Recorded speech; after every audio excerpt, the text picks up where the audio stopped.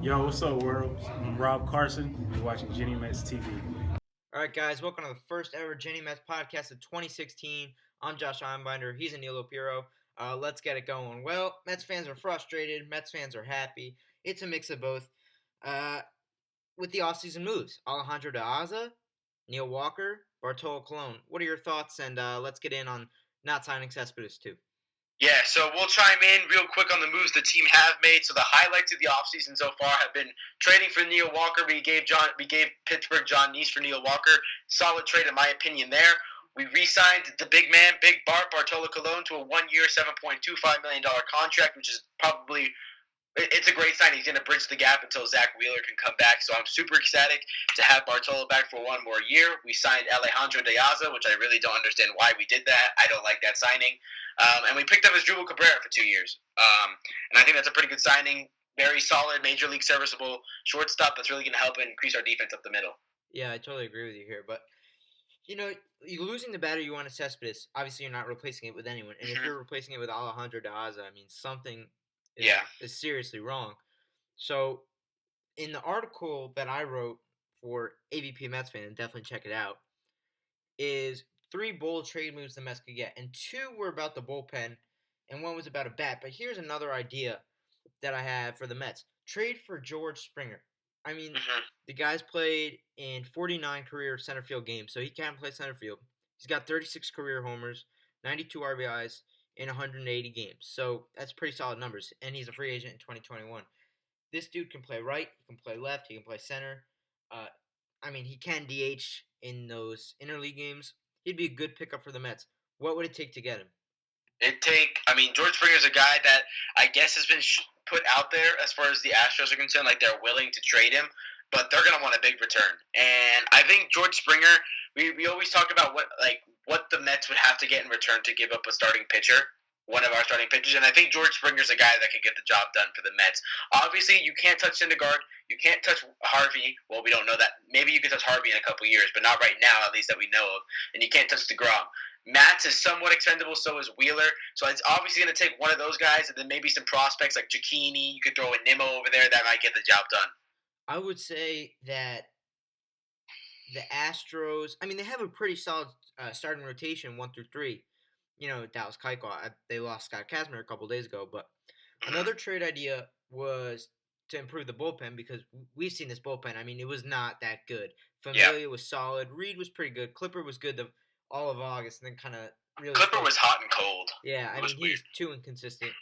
So my first idea was AJ Ramos, who's a hard-throwing guy for Miami, gets the job done. 2.30 ERA in his career, 218 games, 12-8 in 223 and 2/3 innings pitched. So he would be a good deal.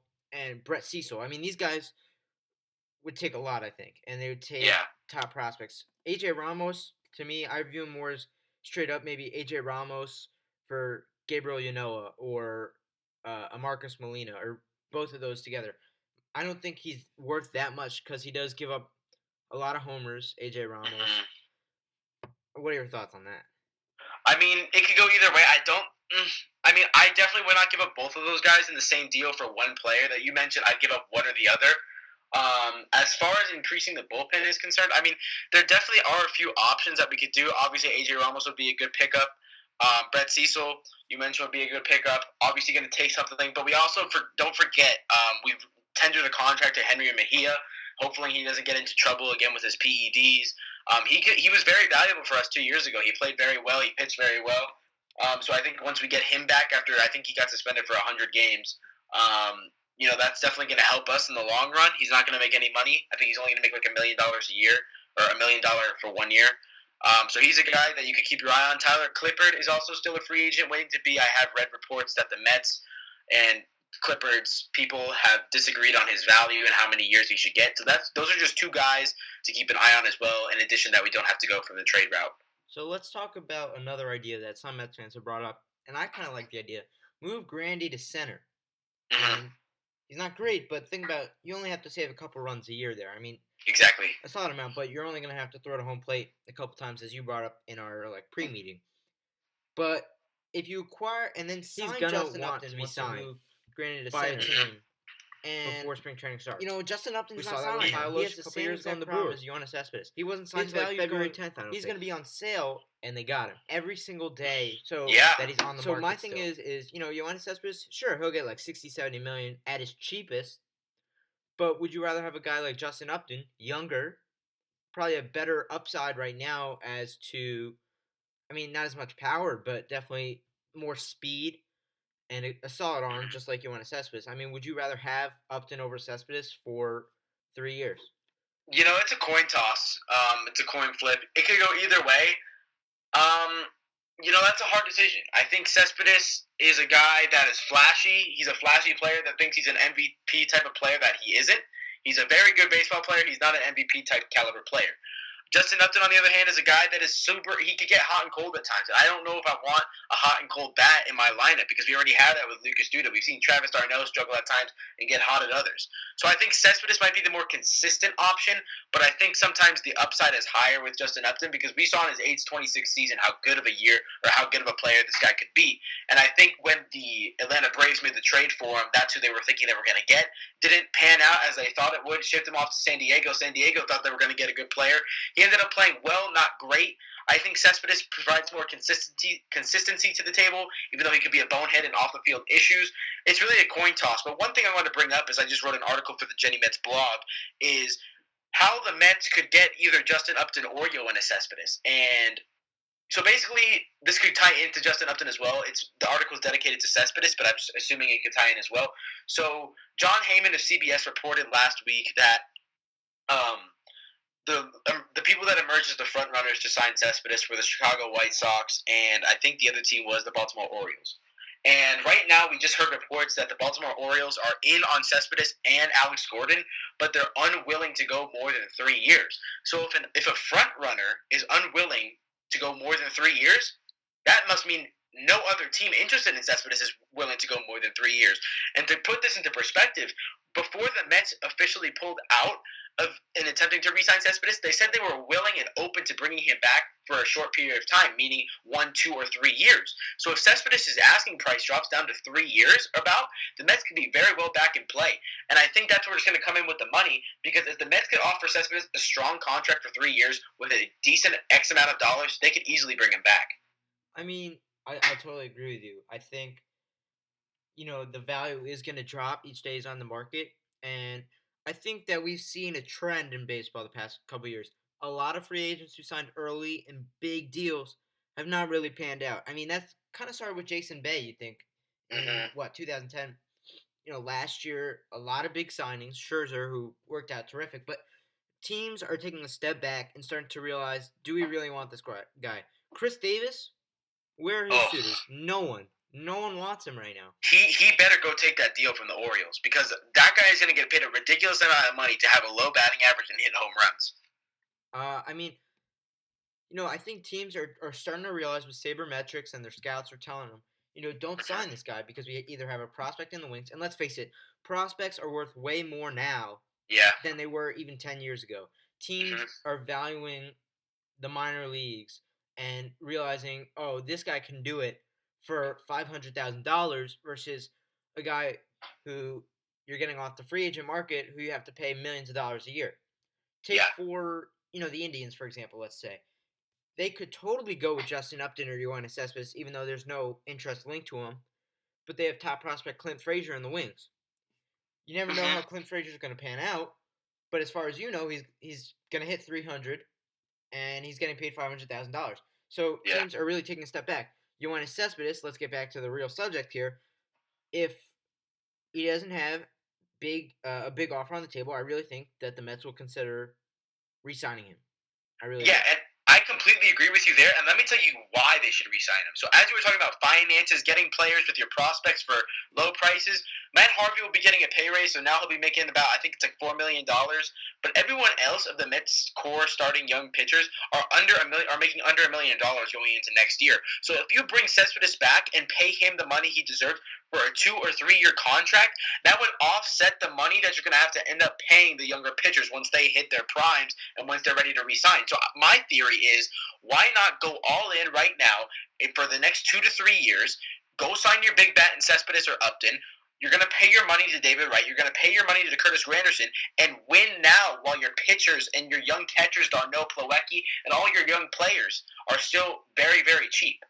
Yeah, I totally agree. I don't see – I mean, Joel Sherman wrote a piece that our rotation is worth roughly $1 billion. The Mets don't have $1 billion to spend on those 5 guys. And I see exactly what you mean. You got to go for it now because in 6 years, that rotation of 5 guys right now will probably be 2 or 3. Mm-hmm. And honestly, Matt Harvey's not going to stay. Let's face it. If he was listening to this now, we could do nothing to convince him unless the Mets offered him $250 million. Yep. And same with Noah Syndergaard. Although I know he loves New York, and I think he would definitely consider signing. Are the Wilpons even going to be willing to put that money up? So you gotta contend now, and they have to make that decision if they want to go all in because they only have about a 3 or 4 year window right now, or just take NL East division championships, and that's good enough for you. Exactly, and we have the opportunity right now to be like the St. Louis Cardinals have been for the past decade. We have the ability to have sustained greatness, and that is something that is so coveted in the league today, is being good for a plethora of amount of time. Being good for not just 1, 2, or 3 years, being good for 6, 7, 8 years. And we have the pitching, even if we lose 2 of our starting rotation, or 2 of our starting pitchers in the near future, if we keep 2 or 3 of those guys, our pitching rotation will still be one of, if not the best in baseball. I think we have the perfect opportunity to solidify ourselves as the team to beat in the National League for the next 5, 6 years. Yeah, I totally agree with you. And we've heard reports now that Yoenis Cespedes and the Nationals have been having talks. If they sign Yoenis Cespedes to Nationals, I mean, then our window pretty much closes to next year and the year after. Because Yoenis Cespedes knows our pitchers now. He knows what they can do. And I truly believe he'd be able to hit off every single one of them. It doesn't matter what their stuff is. He's played with them. He knows their ins and outs. I still think if the Nationals sign Cespedes, we have a pretty weak chance at that, at least. Oh, if the Nationals sign Cespedes, I don't care how good our pitching staff is, because the Nationals are probably the team in baseball that could come close to matching our rotation with the rotation that they have themselves. I still give the Mets a little bit of a competitive advantage, but if you're talking about a lineup with Harper, Cespedes, and Murphy with their pitching rotation, so right now I'm looking at it on both ends of the spectrum. Mets and Nationals pitching rotation around the same. Mets are a little bit better than the Nationals, but when you put it into perspective with offense, the Nationals are so much better than the Mets are that we would be blown out of the water. I'm not going to lie. I don't care how good our pitching is. And they have Anthony Rendon, who 2 years ago came into this league and pretty much blew everyone away. Obviously, this past year was not great for him, injury plagued. And remember, the Nationals had a lot of injuries this year, too, so don't expect the same Nationals. Exactly. In my NL East predictions, I said they're going to lose the NL East by 1 game to us. I think it's going to be a much closer race. I do say the Mets will win it, but it's going to be a much closer race, and it's going to be, the Nationals will win the wild card. Mark my words right now. And listen, we have to understand that the Mets are playing conservative baseball right now. They're trying to go and be a low-market payroll team, well, even though they play in New York. But I'm not sure if this is going to work. I mean, I've been an advocate of how bad of owners the Wilpons are. I just don't like the Wilpons because they don't have the financial resources. But they are letting a golden opportunity slip away right before their eyes. Look at the Chicago Cubs. They got significantly better this offseason by spending money and getting Jason Hayward, bringing in Ben Zobrist, and trading away Sterling Castro. Now, I'm not saying I want us to go out and sign all those players for that amount of money, but I want to see some effort to at least attempt to make the team significantly better than it was last year. And right now, Asdrubal Cabrera is good. He's not going to make us that much better. Neil Walker is good. He's not going to make us that much better. Same with Diaz and Bartolo Colon. All these moves have put us a little bit better than where we were last year. We don't need to go out and sign a Cespedes or an Upton to be successful. We just need to go out and show some interest in trading for a big bat or trading for someone, because right now, as stands, I'm not very confident with our lineup. Yeah, I'm not. And I think this team still needs work. Yeah, big time. All right, that'll do it. Jenny Mets Podcast 1 of 2016. Expect a lot more. I'm Josh Allenbinder. He's Anilo Piro. And that will close out the first episode.